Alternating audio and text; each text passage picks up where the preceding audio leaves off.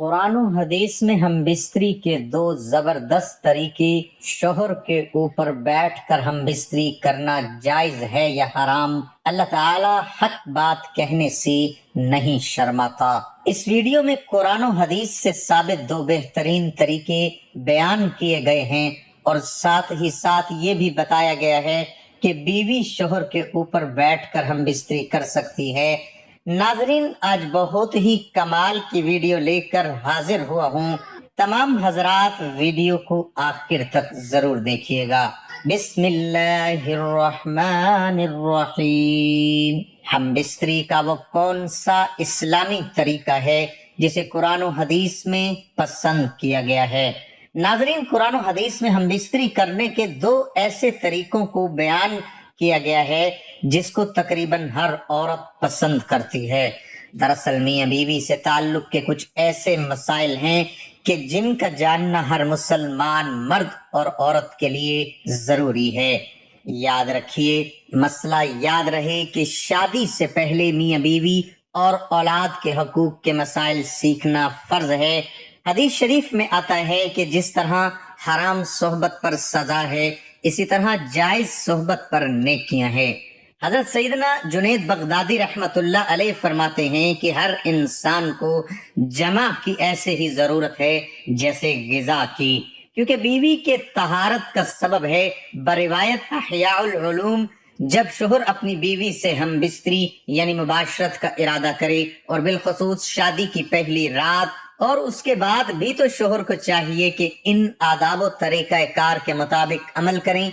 इंशाअल्लाह शैतान की मुदाखलत से महफूज रहेंगे और नेक सालेह औलाद पैदा होगी। मगर याद रहे कि सतर खोलने से पहले हम बिस्तरी की दुआ पढ़ें और सबसे बेहतर है कि जब कमरे में दाखिल हो तभी बिस्मिल्लाह शरीफ पढ़कर दायां कदम अंदर दाखिल करें। अगर हमेशा ऐसा ही करता रहेगा तो शैतान कमरे से बाहर ही ठहर जाएगा, वरना वो भी आपके साथ शरीक होगा। बारिवायत तफसीर नईमी। नाजरीन, औरत के अंदर मर्द के मुकाबले 100 गुना ज्यादा शहवत है, मगर उस पर हया को मुसल्लत कर दिया गया है।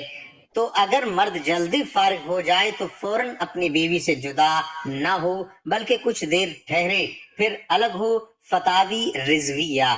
जमा के वक्त किसी और का तसव्वुर करना भी जिना है और सख्त गुनाह है। जमा के लिए कोई वक्त मुकर्रर नहीं। हाँ, बस इतना ख्याल रहे कि नमाज फोत न होने पाए, क्योंकि बीवी से भी नमाज, रोजे, एतकाफ, हैज़ो नफाज और नमाज के ऐसे ऐसे वक्त में सोहबत करना कि नमाज निकल जाए हराम है। मर्द औरत को एक दूसरे का सतर यानी शर्मगाह देखना और छूना जायज है, मगर हुक्म यही है कि मकाम मखसूस यानी शर्मगाह की तरफ ना देखा जाए। इससे नसियान यानी हाफजा कमजोर होने का मर्ज लाहक होता है और निगाह भी कमजोर हो जाती है। हम बिस्तरी से फरागत के बाद मर्द औरत को अलग अलग कपड़े से अपना सतर साफ करना चाहिए, क्योंकि दोनों का एक ही कपड़ा इस्तेमाल करना नफरत और जुदाई का सबब है। हम बिस्तरी से एहतलाम अनजाल यानी मनी खारिज होने के बाद या दूसरी मर्तबा सोहबत करना चाहता है, तब भी सतर यानी शर्मगाहें लाजमी धो लें कुछ वक्फा देकर, और बेहतर ये है कि वुजू कर ले, वरना होने वाले बच्चे को बीमारी का खतरा है। जमा मुबाशरत या हम बिस्तरी के कुछ देर बाद यानी कम से कम आधा घंटे बाद गुस्ल कर लें। इसमें सेहत तंदुरुस्ती भी है और मरते वक्त हजरत सैयदना जिब्राइल अलैहिस्सलाम की जियारत भी नसीब होगी। जमा के फौरन बाद पानी पीना सेहत के लिए मुफीद नहीं, लिहाजा कुछ वक्फे के बाद पानी पी सकते हैं। इस्लाम इंसानी जिंदगी के तमाम तकाजे आसन खूबी पूरे करता है, बल्कि जिंदगी के तमाम उमूर के लिए पाकीज़ा उसूल और फित्री निजाम पेश करता है। अल्लाह ताला हक बात कहने से नहीं शर्माता, इसलिए हमें पैगंबर के जरिए जिंदगी की हर छोटी से छोटी और बड़ी से बड़ी बात बता दी। निकाह और बीवी से जमा शर्मगाह की हिफाजत के साथ अफजाइश नस्ल का सबब है। फिर अल्लाह इतनी बड़ी बात कैसे नहीं बतलाता, ये भी हमें बतला दिया कि पैदाइश के बाद जब कोई जवानी की दहलीज पर कदम रखता है तो उसे फितरी सुकून हासिल करने के लिए शरीके हयात की जरूरत पेश आती है। اسلام نے شریک حیات بنانے کے لیے نکاح کا پاکیزہ نظام پیش کیا ہے۔ جس طرح اسلام نے نکاح کا پاکیزہ نظام دیا، اسی طرح جمع کے بعد بھی صاف ستھرے اور رہنما اصول دیے ہیں، اور ان اصولوں کی جانکاری ہر مسلمان مرد عورت پر ضروری ہے۔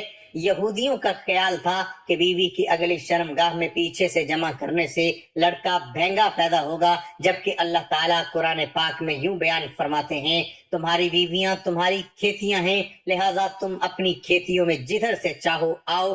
سورہ بقرہ۔ اس آیت کا مطلب یہ ہے کہ بیوی کی اگلی شرمگاہ میں جس طرح چاہے جمع کر سکتے ہیں۔ شوہر کے لیے بیوی کی اگلی شرمگاہ ہی حلال ہے، جبکہ پچھلی شرمگاہ میں وطی کرنا حرام ہے۔ چنانچہ اس بات کو اللہ تعالیٰ نے اس آیت سے پہلے بیان کیا ہے۔ فرمانے باری تعالیٰ ہے کہ لوگ آپ سے حیض کے بارے میں سوال کرتے ہیں، کہہ دیجئے کہ وہ گندگی ہے، حالت حیض میں عورت سے الگ رہو، اور جب تک وہ پاک نہ ہو جائے ان کے قریب نہ جاؤ۔ ہاں، جب وہ پاک ہو جائے تو ان کے پاس جاؤ جہاں سے اللہ نے تمہیں اجازت دی ہے۔ اللہ توبہ کرنے والوں کو اور پاک رہنے والوں کو پسند فرماتا ہے۔ سورہ بقرہ۔ یہاں پر اللہ رب العزت حکم دے رہا ہے کہ حیض کی حالت میں بیوی کے پاس نہ جاؤ، اور جب وہ غسل کر کے پاک ہو جائے تو اس کے ساتھ اس جگہ سے جمع کرو جس جگہ سے جمع کرنے کی اجازت دی گئی ہے۔ حیض اگلی شرمگاہ سے آتا ہے اور حیض کا خون آنے تک جمع ممنوع ہے، اور جب حیض بند ہو جائے تو اس جگہ جمع کرنا جہاں سے خون آ رہا تھا۔ نبی صلی اللہ علیہ وآلہ وسلم کا فرمان ہے، اور بیوی سے جمع کرتے ہوئے تمہارے وضو میں صدقہ ہے۔ بروایت صحیح مسلم، صحابہ کرام رضوان اللہ علیہم اجمعین نے پوچھا، اے اللہ کے رسول صلی اللہ علیہ وآلہ وسلم، ہم میں سے کوئی اپنی خواہش پوری کرتا ہے تو کیا اس میں بھی اجر ملتا ہے؟ تو آپ صلی اللہ علیہ وآلہ وسلم نے فرمایا، بتاؤ اگر وہ یہ خواہش حرام جگہ پوری کرتا تو کیا اسے گناہ نہ ہوتا؟ صحابہ نے عرض کیا کہ کیوں نہیں؟ لہذا فرمایا کہ اس وجہ سے جب وہ صحیح جگہ سے خواہش پوری کرتا ہے تو اس کے لیے اجر ہے۔ قرآن و حدیث میں ہم بستری کرنے کے دو ایسے طریقوں کو بیان کیا گیا ہے جس کو تقریباً ہر عورت پسند کرتی ہے۔ اس کو قرآن نے بھی پسند کیا ہے اور حدیث میں بھی پسند کیا گیا ہے۔ آئیے قرآن و حدیث میں پسندیدہ طریقوں کے بارے میں جانتے ہیں۔ قرآن پاک نے ہر موڑ پر مسلمانوں کی رہنمائی فرمائی ہے، اسی طرح ہم استری کرنے پر بھی شریعت نے ہماری بہت رہنمائی فرمائی ہے۔ ناظرین اکرام، وہ دو طریقے آپ کو بتاتے ہیں کہ وہ کون سے دو طریقے ہیں۔ اللہ تعالیٰ قرآن پاک میں فرماتے ہیں، یہ وہ طریقہ ہے جو تقریباً ہر جاندار استعمال کرتا ہے۔ وہ طریقہ کیا ہے کہ عورت نیچے لیٹی ہو اور شوہر اوپر لیٹا ہو اور شوہر حرکت کرے۔ اس کو قرآن پاک نے بیان کیا، عورت نیچے لیٹ جائے اور شوہر اس کے اوپر ہو۔ اس طریقے سے بیوی کے ساتھ ازواجی تعلق قائم کرنا، اس سے شوہر کو بھی لذت ملتی ہے اور بیوی کو بھی خوب لذت ملتی ہے۔ اس طریقے کو قرآن نے بھی پسند کیا۔ ناظرین کرام، دوسرا طریقہ جس کو حدیث میں پسند کیا گیا ہے، حدیث مبارکہ میں ارشاد ہے کہ بیوی جب نیچے لیٹ جائے تو اس کی دونوں ٹانگوں کو اپنے کندھوں پر رکھ لیا جائے، یعنی اس کے سرین کے درمیان بیٹھ کر حرکت کرے، اور اس طریقے کو حدیث میں بیان کیا گیا ہے۔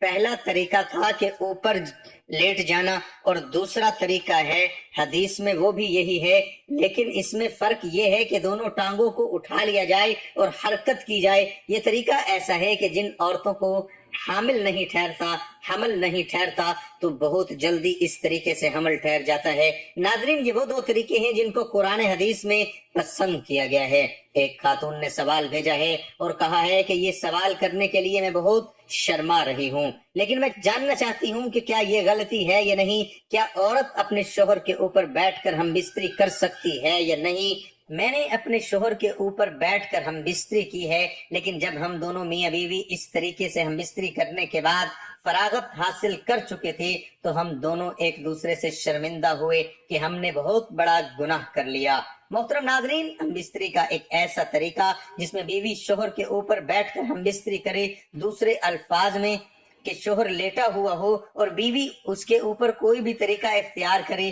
اور پھر دونوں ہم بستر ہوں، ایسے ہی ہم بستری سے متعلق شریعت کیا حکم دیتی ہے، یہ سوال تھا۔ ناظرین، ہم بستری کرتے وقت عورت مرد کے اوپر بیٹھ جائے یا مرد عورت کے اوپر بیٹھ جائے، ایسی صورت میں عورتوں کا سمجھنا یہ ہے کہ یہ گناہ کا کام ہے۔ دراصل جس طرز زندگی یا ہمارا سماج یا ثقافت جو ہمارے اطراف میں ہے، ہم دیکھتے ہیں اور اپنے آباء و اجداد سے یا بوڑھی عورتوں سے سنتے ہیں، ایک بات اپنے ذہن میں بٹھا لیتے ہیں کہ بس ایسے ہی کرنا چاہیے، بیوی شوہر کے اوپر بیٹھ کر ہم بستری کرے یا شوہر بیوی کے اوپر بیٹھ کر شرعی فریضہ سر انجام دے تو ایسا کرنا حرام نہیں ہے، بلکہ مرد کے لیے جائز ہے کہ وہ جس صورت میں بھی چاہے اپنی بیوی سے فائدہ حاصل کرے۔ شوہر کے لیے اپنی بیوی سے ہم بستری اور تلذذ یہ ہر وقت جائز ہے۔ شوہر کا اپنی بیوی سے لذت حاصل کرنے کے لیے اس کے جسم سے کھیلنے میں وقت کی کسی قسم کی کوئی ممانعت نہیں ہے، سوائے چند چیزوں کے جن سے شریعت نے منع کیا ہے۔ یعنی شوہر کے لیے اپنی بیوی سے حیض و نفاس کے دوران ہم بستری کرنا جائز نہیں، اور نہ ہی اس کی دوبر میں ہم بستری کرنا جائز ہے۔ اپنی بیوی سے ہر طریقے پر فائدہ اٹھا سکتے ہیں، آگے کی طرف سے بھی اور پیچھے کی طرف سے بھی، بس دخول صرف آگے والی شرمگاہ میں ہی ہونا چاہیے۔ بعض مرد کے اعلی تناسل کا جو دخول ہے وہ صرف سامنے کی شرمگاہ میں ہونا چاہیے، جس میں سے کہ حیض کے دنوں میں خون آتا ہے۔ پیچھے کی جانب سے بھی اگر آپ ہم بستری کرنا چاہتے ہیں تو پچھلی شرمگاہ میں نہیں بلکہ صرف آگے والی شرمگاہ میں، جس سے بچے ہوتے ہیں۔ اس کی وجہ یہ ہے کہ کیونکہ اللہ تعالیٰ نے قرآن کریم میں ارشاد فرمایا ہے کہ یہ عورتیں جو تمہاری بیویاں ہیں یہ تمہاری کھیتیاں ہیں، تو اللہ کے رسول صلی اللہ علیہ وآلہ وسلم نے بھی بیویوں کو کھیتیوں سے تعبیر کیا ہے۔ تمہاری بیویاں تمہاری کھیتیاں ہیں اور اپنی کھیتیوں میں جس طرف سے چاہو آؤ۔ البتہ رسول اللہ صلی اللہ علیہ وسلم کی فرمان کے مطابق بیوی کو پچھلی شرمگاہ میں عضو تناسل داخل کرنا حرام ہے، کیونکہ رسول اللہ صلی اللہ علیہ وسلم نے اس طرز پر کہ پچھلی شرمگاہ میں داخل کیا جائے جائز نہیں۔ اللہ کے رسول صلی اللہ علیہ وآلہ وسلم نے فرمایا، جس شخص نے اپنی بیوی کی دوبر یعنی پچھلی شرمگاہ میں جمع کیا تو اس نے محمد صلی اللہ علیہ وآلہ وسلم پر نازل قرآن کی نفی کر دی اور فرمایا کہ ایسا کرنے والے پر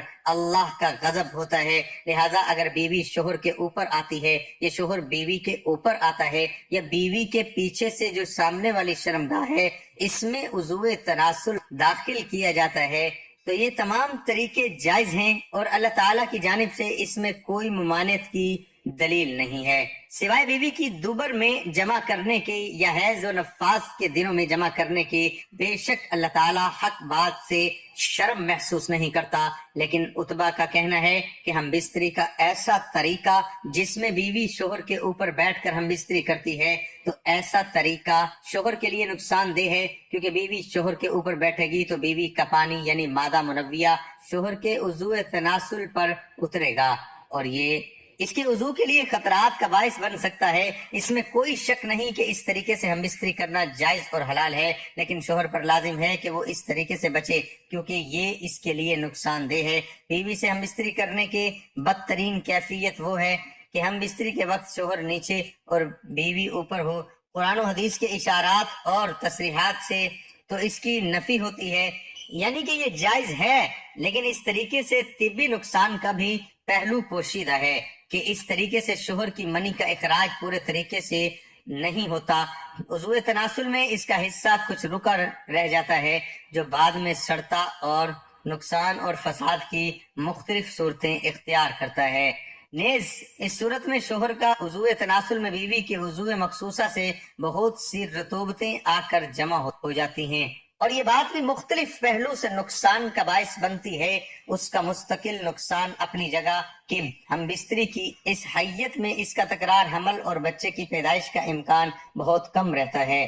بیوی سے ہم بستری کے دوران شوہر جلدی فارغ کر لیتا ہے اور بیوی کو فراغت نہیں ہوتی، جس کی وجہ یہ ہے کہ عورتیں فطری طور پر مرغوب طبیعت ہیں اور اس کے اعضائے جنسی پوشیدہ ہوتے ہیں، اس لیے اس کے انزال میں دیر لگتی ہے۔ اس کے برعکس مرد گرم طبیعت، اس کے اعضائے جنسی اور باہر ہوتے ہیں، اس لیے وہ جلدی فراغت حاصل کر لیتا ہے۔ بیوی سے ہم بستری یعنی مباشرت کے دوران اگر شوہر پہلے فارغ ہو جائے تو اسے بیوی کے فارغ ہونے تک اسی حالت پر برقرار رہنا چاہیے، اور دونوں کے سکون اور فراغت کی اہم علامت یہ ہے کہ دونوں کو ذہنی اور جسمانی اطمینان آ جائے۔ اگر بیوی کو سیرانی نہیں ہوئی اور اس حالت میں مرد الگ ہو گیا تو بیوی کے دل میں تسکین نہ ہونے کی وجہ سے بجائے محبت کے نفرت پیدا ہوگی، اور اگر ہر مرتبہ ایسا ہی ہوا تو خطرہ ہے کہ وہ اپنی خواہش کی تکمیل کے لیے کوئی دوسرا راستہ اختیار نہ کر لے۔ اللہ تبارک و تعالی ہم سب کو دین اسلام کے مطابق زندگی گزارنے کی توفیق عطا فرمائے، اور ہم سب کو شریعت کے مطابق زندگی بسر کرنے کی توفیق عطا فرمائے۔ اللہ تعالی ہم سب کو 5 وقت کی نماز ادا کرنے کی بھی توفیق عطا فرمائے، کیونکہ نماز پڑھنا ہر مسلمان مرد اور عورت پر فرض ہے۔